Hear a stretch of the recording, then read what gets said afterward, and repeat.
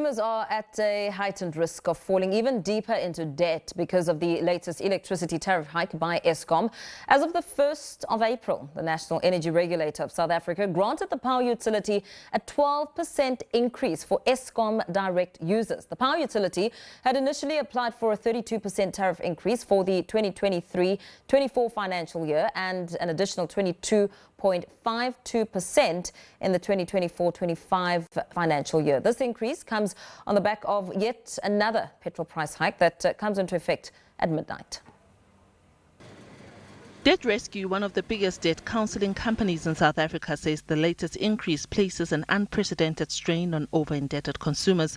It comes amid high interest rates and inflation, which have been hard on households. In February, inflation rose to 5.6% year-on-year from 5.3% in January, nearing the top of the central bank's preferred range. For many South Africans, debt is a daily reality, and the additional financial burden imposed by these electricity price hikes exacerbates an already dire situation. It's not just a matter of facing higher bills for the same electricity usage, it's about the added financial stress on families and individuals already struggling to make ends meet. When the average increase for specific industrial and urban tariffs is projected at 13.29% due to the affordability subsidy charge, the severity of the situation becomes even more apparent.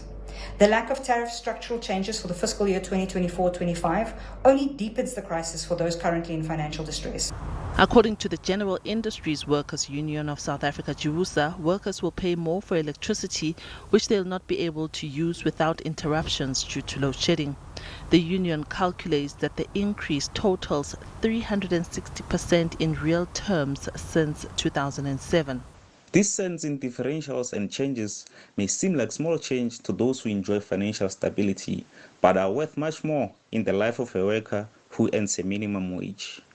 The constant increases mean these workers cumulatively afford lesser and lesser goods and services, with the wages that are stagnant and generally tailing behind the inflation rate. The impact it would have primarily relates to the affordability.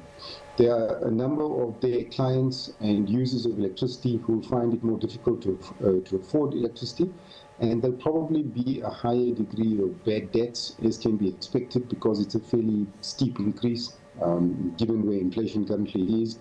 But direct impact of the municipality is limited because, as I said, they pass on almost all, if not all, of the increase to their end users.